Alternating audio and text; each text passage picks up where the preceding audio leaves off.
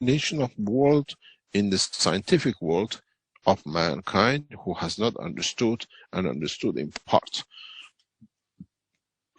Let's look at it this way. You know, I was teaching this to Iranian scientists today, and it's very easy to explain. You see, we have a matter state. Matter state, if you look at it, it looks like this. I've drawn this many times. We look at it molecule, we can't put anything in it. But if you really look deep enough, open it enough, it looks like, if I go at this level on this side, it looks exactly like this. It's a space gap, but very tight. If I create a condition of it, when it becomes a nano, is this. But a matter state still has it. You cannot put two, what do you call, cells, two dynamic fields, you call them atoms together. Impossibility. It's a magnet positioning. So now, if you understood this, it's very simple.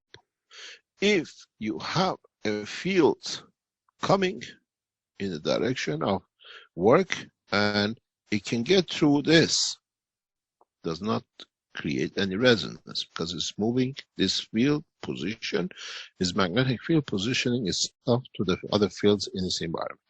When it gets to this gap, has two choices.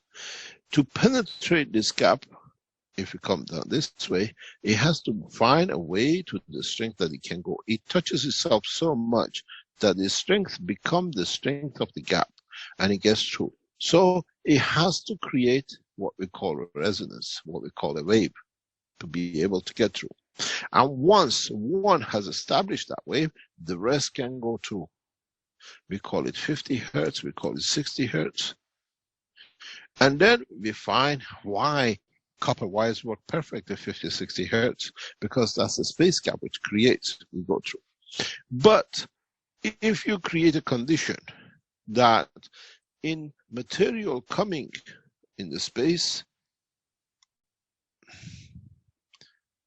if the material, or what I call the fields, coming at a point that in interaction with the structure, the magnetic field, gravitational field, the two, does not allow the field to go through, the field has to find a position, and it curls up, and it curls up, because the fields are coming in. And in that process, not by the matter obstruction, but by magnetic field obstruction, it creates the first fundamental plasma, what we call the neutron.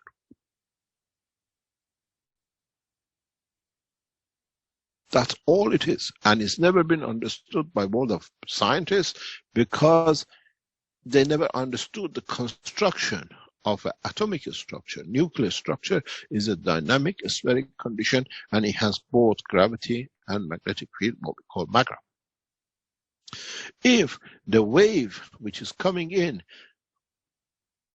comes to the point that the magnetic gravitational field force cannot penetrate, it's like putting a ball on top of a hairdryer and blowing it.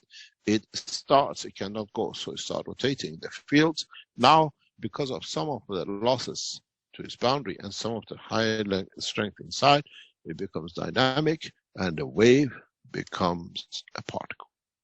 Now we have the fundamental particle. And when it comes to this point, it has to create itself a condition of magnetic gravitational positioning, and it releases itself as the first neutron. And then this condition, if it holds on many neutrons and then the division to electron, leads to creation of the first cycles of matters, that is, leads to creation of planets, stars, and the rest of it. This knowledge up to today was never understood. Now you understand how the fundamental particles, what we call neutrons, are created.